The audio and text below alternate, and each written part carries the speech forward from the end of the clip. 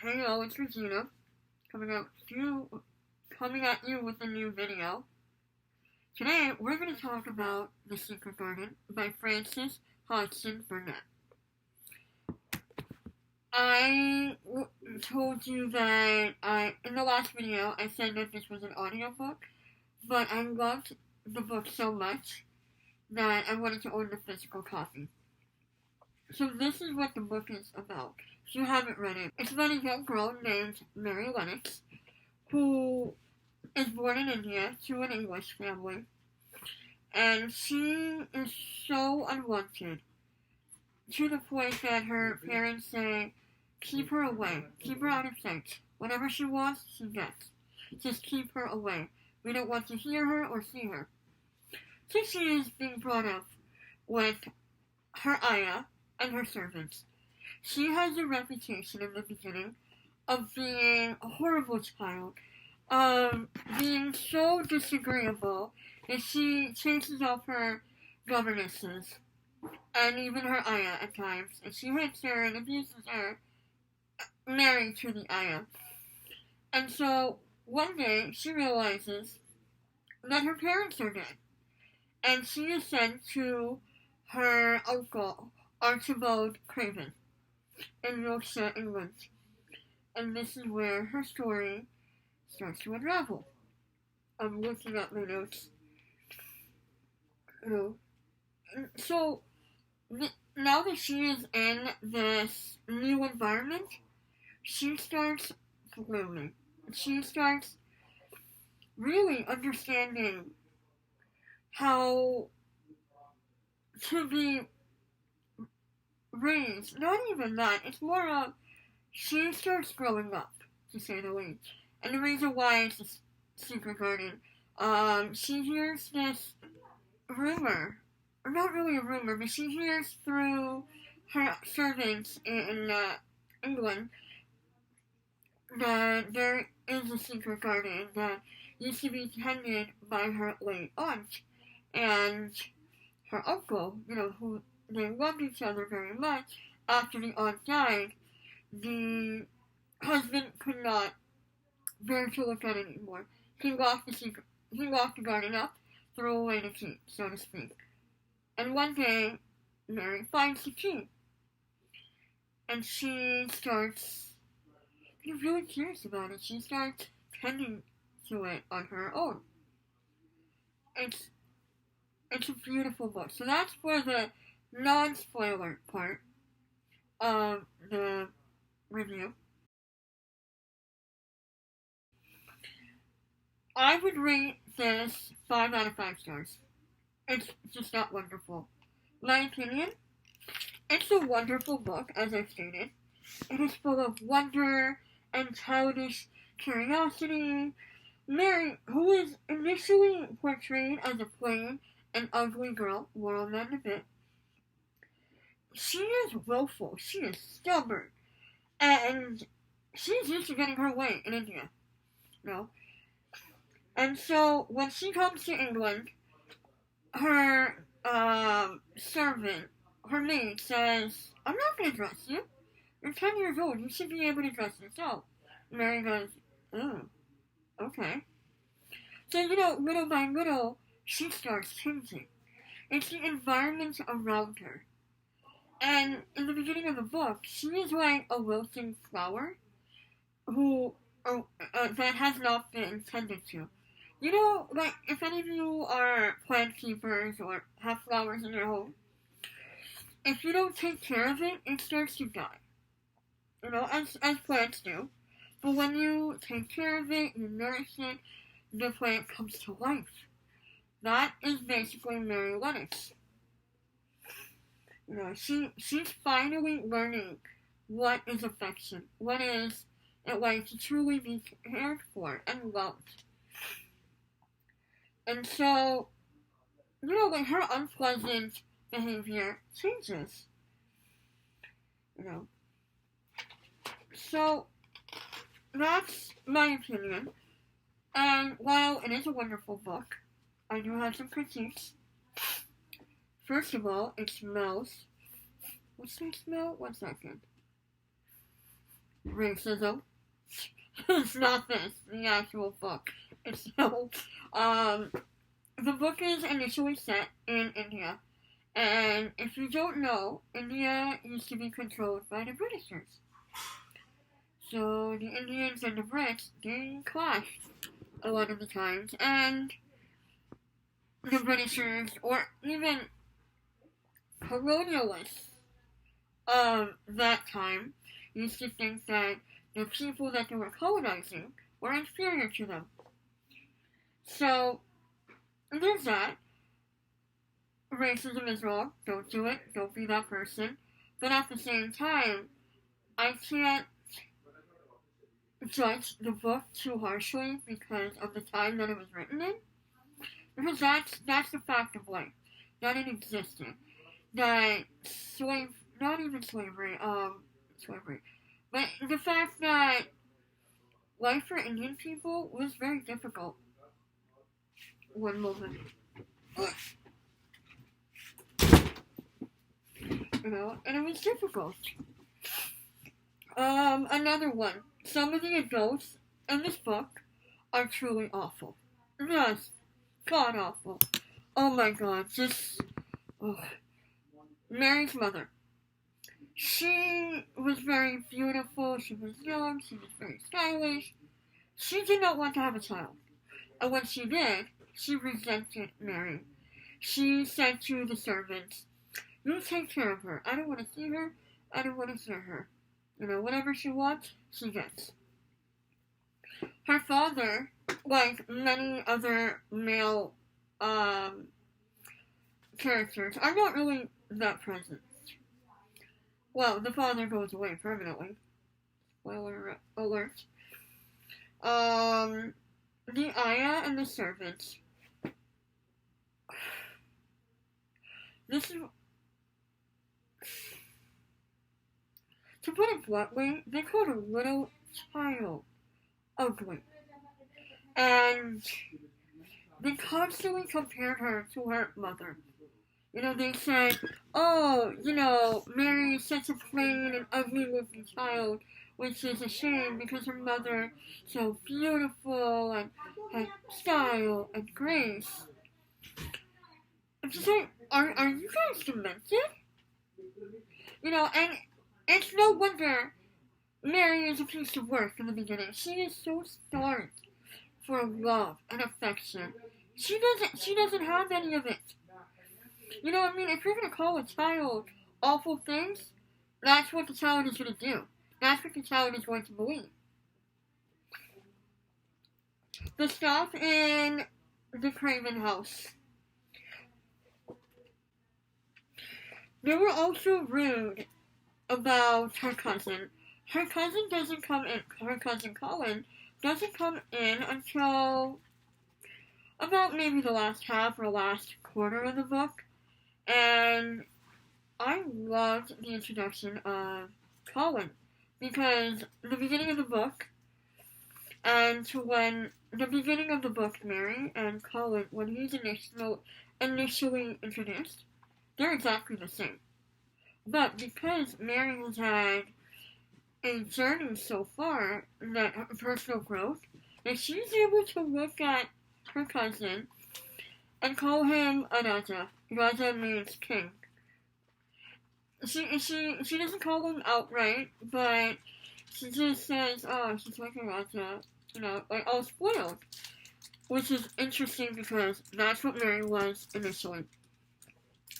And so the staff at Craven House, they make up these awful rumors and, "Oh, the boy is ghastly, he's a cripple and such and such," when, again, like Mary, Colin has been completely unloved by his own father, because his father at this time is dealing with the death of his wife for the last 10 years. Colin is just bedridden and really sickly. It's just, really? Like I said, dads, they're not really present. And they also called him a hunchback. Really? Yo, pick on your own size. Pick on someone your own size. Parental involvement is also lacking. Like I said, Mary's parents, not that great, died, didn't really care for them that much. Mary obviously didn't care for them that much, because when she heard that her parents were dead, she was like, I don't know whether or not to be sad about this. I mean, I think she was more sad, I believe, about her Aya, whom she had a somewhat testy relationship with as well. The pros are, if you're hearing voices, that's my mom and brother. Martha and Dickens entertain Mary and treat her with kindness. You know, for the first 10 years, Mary has not been spoken a kind word to at all. I mean, it's so far as to say that she was called Mary, Mary, quite so contrary, after a poem, you know. Martha doesn't baby Mary and helps her grow. Martha is an older sister to her, giving her guidance. She is the first one to say no to her, you know, which is really cool. And she helps Mary grow and blossom into a young woman. You know, my favorite line was, my mother always says people should be able to take care of themselves even if they are rich and important.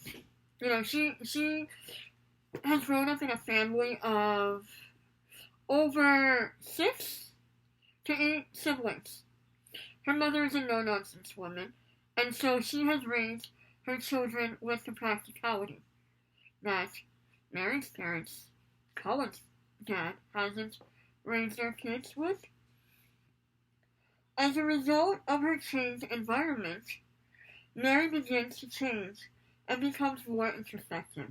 Remember how I said that she called Colin a Raja? Well, Mary in the beginning was acting like a Maharani, which is queen, you know. And, you know, she starts realizing that, oh, you know, now that she's in this Yorkshire environment, her way is not going to be, she's not going to get her way every time, you know. Recommendation, who would I recommend this to? People of all ages. I initially read this book, I was more than 10 years ago. I'm 27 now, so not even as a 17-year-old. It must have been between the ages of 9 and maybe 12. I mean, I remember the story a bit, but not as much, so I was still able to get into the audiobook, because there were many things that I had forgotten. I really recommend reading this book twice. Once as a child, if you are a child, please read. If you aren't a child and you're reading this for the first time, that's fine. And then I read this book this week. I loved how my mind sort of picked up, like, I picked up on new things. I picked up on how unfair, like, this Mary was treated. Let's call a spade a spade. She was abused and neglected, you know, in India, by everyone. She was unloved. Classic signs of abuse and neglect. And so she comes to a new environment and she grows. My favorite quotes are, she became stronger by fighting with the wind. When she discovers the garden and she's able to go outside in Yorkshire, she realizes that she's not as sickly anymore, that she is acting like other little kids. Because in India at the time, it's pretty hot there. It can be muggy, depending on where you are. And she wasn't allowed to play with anybody or even outside at all. And she never liked playing outside because it was so hot and uncomfortable. But in Yorkshire, she loves it. She's fighting with the winds. She has this will to live, you know. The second one is, and the secret garden blossomed no, sorry, and the secret garden blooms and blooms, and every morning revealed new miracles. The garden can also be taken as a symbol of Mary's growth, of new beginnings. Every flower, every plant has its season. It has its beginning, and there's always rebirth and death. So Mary is going through all these transitions. It's directly involves her life.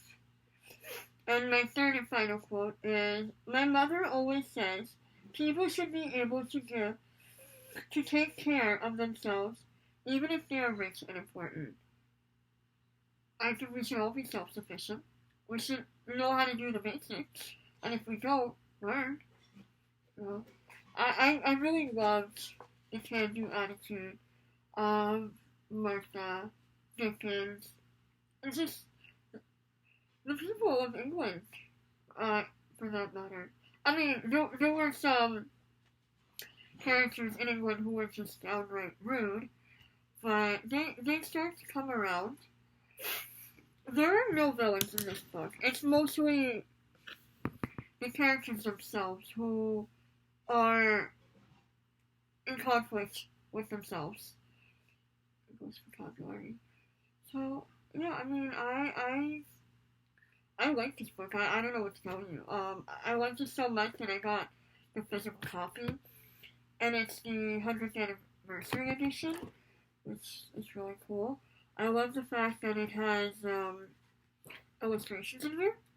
My original book, I don't even know if I have it. This is one. I got it from Amazon. Between $6 and $8, so it's not bad. It's for a special edition. It's not a bad price at all. What else can I possibly say? Just it has a lot of special moments in here. I smiled, I laughed, I cheered up. At certain moments where I thought, wow, Mary is really being treated unfairly. And then there were also moments where, like, Mary, you need to take a chill pill. Like, stop. Just go with the flow. And that's what she started doing in England. I'm looking at, oh, look. So pretty. Alright. Yeah, that's it for now. What classic books do you guys enjoy? I'm not a classic reader much. I would have to say, of the non-Shakespeare classics, this is my all-time favorite. Yeah, what do you like? Have you ever read this book? What are your opinions? Alright, I will end here for now. And it's a 10-minute video for once. I didn't ramble as much. Alright, as usual, if you liked the video, click the like button, hit subscribe, hit the bell icon for notifications of when I upload. I will see you soon. Oh, my links and everything are in the end card and the... what's that? Oh yeah, the description bar. I need more coffee. Alright, see ya. Bye!